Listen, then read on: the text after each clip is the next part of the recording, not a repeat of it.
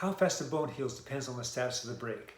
The more movement there is in the break, the longer it'll take to heal compared to if a break is fixed with plates and screws. Hey cycling community, this is Steve Grusis, the Cycling Greek. Let's first take a look at the basics of how a bone heals. This process I'm about to show you is the body's secondary bone healing process, and this is involved when there's a little bit of movement between the bone breaks.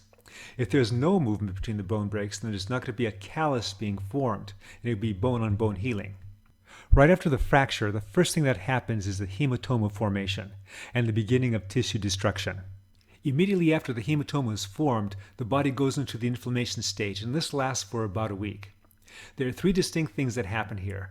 Macrophages are sent to the area to get rid of dead and foreign tissue.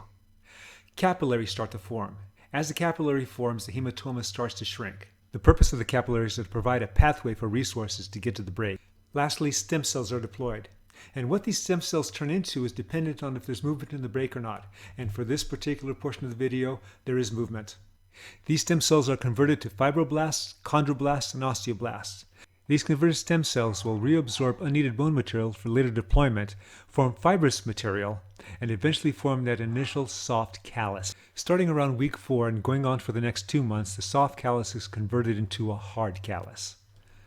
For those of you that have gone through this process, you probably noticed that there is a bump of bone over where the break was. In the following months and years, the body, seeing that the extra bone is not needed, starts to remodel it back toward its original size. To effectively accomplish bone healing, one has to have ample amounts of the right nutrients.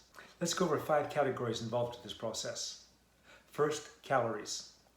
It takes a lot of energy to heal a bone. The average active adult male needs about 2,500 calories a day to maintain weight. If a person has a significant bone fracture, a long bone fracture, it can take up to 6,000 calories a day to heal.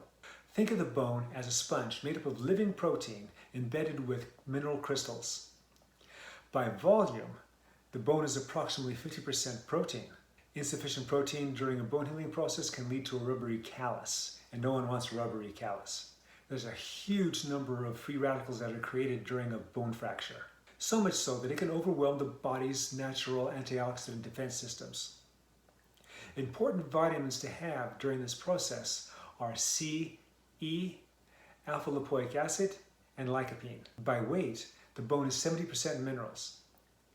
Whether embedded or used in the embedding process, the following minerals are key in the bone healing process. There are so many that I'm going to have to read this. Calcium, phosphorus, magnesium, silicon, zinc, chromium, manganese, copper, boron, potassium, and strontium. While protein and minerals are the building blocks, vitamins are the catalyst to make these bioprocesses happen during the bone healing process. Certain vitamins have been identified as key to this process: C, D, K, and the B complex. You can have all the right nutrients, but if they can't get to the bone site very quick, then healing is going to be slowed. If you can do any exercise during this period, do so. It'll get the circulatory system going, and it'll promote blood going into the damaged area. At the very least, don't smoke. I hope you got something out of this video. Remember, comment, like, subscribe, and hit that little bell to get notified of the next video. The Cycling Greek.